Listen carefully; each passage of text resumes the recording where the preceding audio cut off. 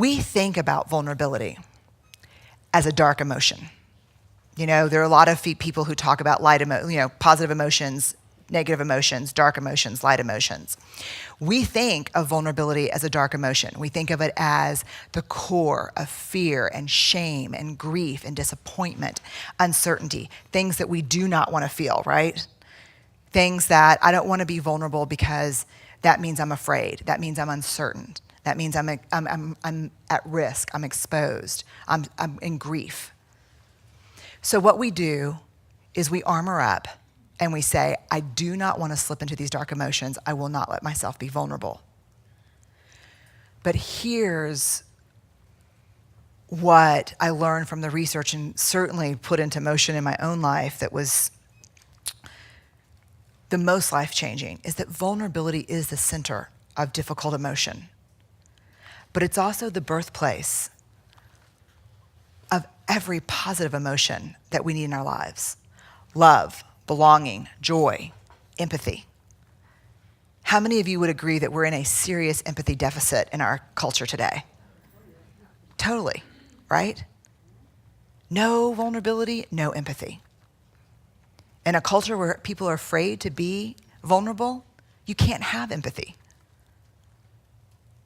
You know, empathy is not a default response. If you share something with me that's difficult, in order for me to be truly empathic, I have to step into what you're feeling.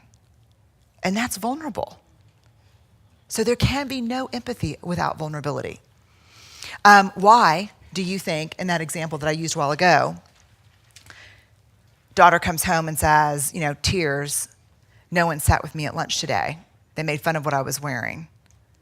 So-and-so won't talk to me. They poured my books out of my locker. And the response back is, I told you, I bought you all those cute jeans. Why aren't you wearing those jeans? And pull your hair back. Is that an empathic response? No, it's a shaming response. Could that shaming response be could a mother who absolutely adores her child respond with that shaming response? Please say yes. Don't kid yourself. I mean, come on. If you're a parent sitting in here, then you sure as hell know the answer to that is yes. But why? Why did that happen? Where was the access to vulnerability? Where was empathy? You can't access empathy if you're not willing to be vulnerable. So if my daughter comes home and tells that to me, guess what I have to do? I have to reactivate that sweaty palmed 7th grader who lives inside me. And I have to go, oh God, that's so hard. I'm so sorry. That's happened to me. That's happened to me when I was in middle school, and it's happened to me last week. Let's talk about it. But you can't get there without vulnerability. You can't fake empathy. Innovation and creativity, born of vulnerability. This is my favorite part. I talked about this I did another TED Talk this year in Long Beach, and I told the story that during 2011 and even this year, after the big TEDx Houston talk went viral, the big calls came from Fortune 500 companies. Oh my God, we loved your TED Talk. It was great. Please come talk to all of our senior leaders. And it's like, okay, what do you want to talk about? Like, we don't care. Just come and talk to us. Just if you could ixnay the shame and vulnerability talk. Every single conversation, barring maybe 10%. I was like, well, what do you mean? Well, we love, you're funny. You have this great research. I think there's a real fit with what we do. We don't really do, that kind of stuff around here. So if you could not mention vulnerability and shame.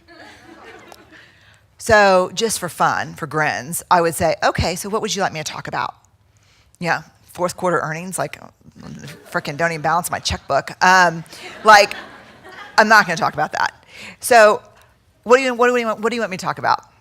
Well, the big issue, creativity and innovation.